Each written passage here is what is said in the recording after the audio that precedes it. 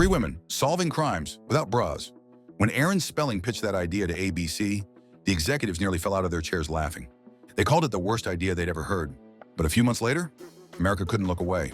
That was only the beginning of the chaos with Charlie's Angels, the show that went from a boardroom joke to the most famous trio on television, then tore itself apart with lawsuits, walk-offs, and one of the messiest star exits of the entire decade.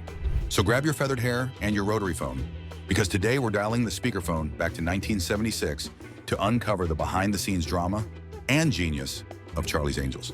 But first, like this video if you used to watch Charlie's Angels, and subscribe for more retro TV stories. Okay, let's start here. It's 1975, and Hollywood super producer Aaron Spelling strolls into ABC with a pitch that sounds more like a late-night punchline than a primetime drama. Three women, private detectives, solving crimes in bikinis. In an era when women almost never carried an hour-long show, let alone an action series, this was outrageous. Michael Eisner and Barry Diller hated it. One even told Spelling flat out, "No one will ever watch this." It was brutal. But Spelling had an ace up his sleeve. Kate Jackson. Already a TV veteran from Dark Shadows and Spelling's own show, The Rookies, Kate wasn't just cast to star in the show, she reshaped the whole idea. Many don't know this, but the show was going to be called The Alley Cats, with a sleazy, campy premise. Kate suggested the trio be called Angels instead, and that their mysterious boss, Charlie, should never be seen, only heard on a speakerphone. Those two tweaks became the DNA of the show. Some even argue Kate deserved a co-creator credit. Let me know in the comments if you agree. With Kate locked in as the savvy Sabrina, Spelling and partner Leonard Goldberg filled out the team. Farrah Fawcett Majors, then mostly famous for shampoo commercials and for being Mrs. Lee Majors as the athletic Jill. And Jacqueline Smith, a model-turned-actress with a girl-next-door charm, as Kelly. On paper, the Angels were ready for takeoff, but ABC still wasn't buying it. They reluctantly greenlit a pilot, airing March 21st, 1976, a do-or-die test run they quietly expected to flop. Instead, something happened that nobody saw coming. The pilot of Charlie's Angels didn't just do well, it blew the roof off the Nielsen ratings. More than half of all TV sets in America tuned in that night, a jaw-dropping audience that left ABC executives stunned. The numbers were so high they thought it had to be a mistake, so they reran the pilot just to be sure, and the results were the same. Viewers were hooked. By fall 1976, ABC rushed the show into weekly production. At first, the network tried hedging its bets. The pilot included a male helper character, Scott Woodville, meant to keep the Angels in check. But when test audiences saw him, their reaction was blunt. "Lose the guy, we just want the girls." And so Spelling ditched Woodville, kept David Doyle's lovable Bosley as comic relief, and let the women take center stage. It was a subtle but historic shift. TV audiences were ready to watch women lead an action show, no training wheels required. When the series officially premiered on September 22nd, 1976, it soared. By the end of its first full season, Charlie's Angels was the #5 show in America, an unheard-of debut. Overnight, the cast were megastars. Kate Jackson would later say those early months felt like being in the eye of a storm. Everywhere they went, crowds followed. America was obsessed, but not everyone was a fan. While viewers were glued to the screen, critics were sharpening their knives. Highbrow TV writers sneered, dismissing the series as nothing more than jiggle TV, their crude term for shows that use sex appeal instead of substance. Some even called it TNA television. One critic described it as an aesthetically ridiculous, commercially brilliant brainstorm surfing blithely atop the zeitgeist's seventh wave. Translation: audiences loved it, even if critics hated it. The Angels themselves heard the mockery. Farrah Fawcett laughed it off, joking, "When the show was #3, I figured it was our acting. When it got to be #1, I decided it could only be because none of us wears a bra." That quip became legend, but not everyone was amused. Cheryl Ladd, who would later join the show, bristled at the sexist tag. There hadn't been a show like this. 3 powerful women who could walk around in a bikini. And yeah, it irritated the crap out of us that critics would say it's a jiggle show. Jacqueline Smith, the quiet center of the trio, chose to focus on the bigger picture. It was groundbreaking. It was about 3 emotionally and financially independent women for many viewers, especially young women. Watching the Angels solve cases, drive fast cars, and outsmart bad guys, while still looking glamorous, was empowering. And truth be told, Charlie's Angels was actually fairly tame. The women never slept with anyone on screen. Most of the sexy moments were disguises or cover stories. As one writer joked, the Angels were really just grown-up Girl Scouts who happened to wrestle alligators on occasion. Yes, Cheryl Ladd actually did that. Love it or loathe it, the show was a cultural phenomenon. And at the center of that tidal wave was Farrah Fawcett, the blonde bombshell whose dazzling smile and feathered hair didn't just make her famous. It made her a craze. In 1976 to 77, Farrah Fawcett Majors wasn't just famous, she was everywhere. Her feathered hair became the most copied hairstyle in America. Her smile showed up on lunchboxes, posters, even pillowcases. And then there was the poster. You know the one? Farrah in that red swimsuit, flashing the grin that could melt steel. It sold over 12 million copies, making her, overnight, the most recognizable woman in America. Here's the irony. Charlie's Angels was designed as an ensemble. But soon Farrah was getting more fan mail than Kate Jackson and Jaclyn Smith combined. On one hand, her stardom sent ratings through the stratosphere.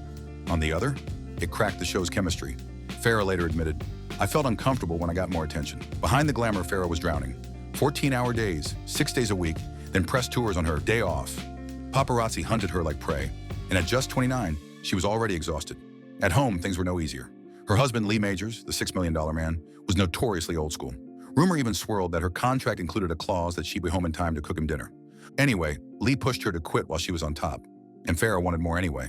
She craved real acting, serious film roles, something deeper than what she called jiggle TV scripts. Meanwhile, she was making just $5,000 an episode, less than Kate Jackson. By spring 1977, the whispers grew louder. Farrah wanted $75,000 an episode, maybe even a cut of merchandise. Negotiations went nowhere. Her mind was already made up. And then, boom. In May 1977, 1 week after season 1 wrapped, Farrah dropped the bomb. She was leaving Charlie's Angels. And that's where things got crazy. Hollywood lost its mind. ABC immediately slapped her with a $7 million breach of contract lawsuit. Headlines exploded. The hottest star on the hottest show had just walked away after a single season. Producers begged. More money? A lighter schedule? Cameos in films? Farrah said no. She later explained, "We didn't have the greatest writers. I felt stifled. If I'd stayed, I would have been unhappy, and I don't think I would have done good work." The standoff dragged on until a bizarre compromise. Farrah was free, but she had to return for 6 guest spots over the next 2 years. The lawsuit was dropped. The damage was done. Hollywood branded her difficult. Farrah admitted later, "The whole lawsuit almost sank me. People thought I was pretentious. For months, no one would touch me." Meanwhile, the Angels had no time to mourn. Instead of cloning Farrah, they cast Cheryl Ladd as Chris Monroe, Jill's younger sister. A clever move that let fans ease into the change, while Cheryl brought her own sunny charm. And it worked. When season 2 premiered in the fall of 1977, Cheryl clicked instantly. She was funny, warm, and her chemistry with Kate and Jaclyn kept the magic alive. To almost everyone's shock, including Farrah's, the show didn't miss a beat. Ratings stayed sky high. But behind the smiles, another storm was already brewing. This time, the angel in trouble wasn't Farrah. It was the one who had shaped the show from the very beginning, Kate Jackson. By season 3 in 1978 to 79, Charlie's Angels was still a hit, but the cracks were widening. Ratings slipped out of the top 10, landing around number 12, and the sparkle that had made the show a phenomenon was fading. Behind the scenes, Kate Jackson, the serious angel, the brains of the trio, was miserable. As Sabrina, she was supposed to be the smart one. In real life, she wanted scripts with bite. Instead, the storylines kept getting fluffier, lighter, thinner. Kate once quipped the writing was so light, if you drop one from the ceiling, it would take a week to hit the floor. And she didn't whisper that in private. She told the press. Part of her frustration was creative, but part of it was personal. Kate had been the lead name when the show started. Then Farrah became a global superstar. Then Cheryl Ladd showed up with her sunny charisma and stole some spotlight too. Kate tried to position herself as the voice of quality, even nodding along with critics who sneered about jiggle TV. But the producers weren't listening. The breaking point came in 1978.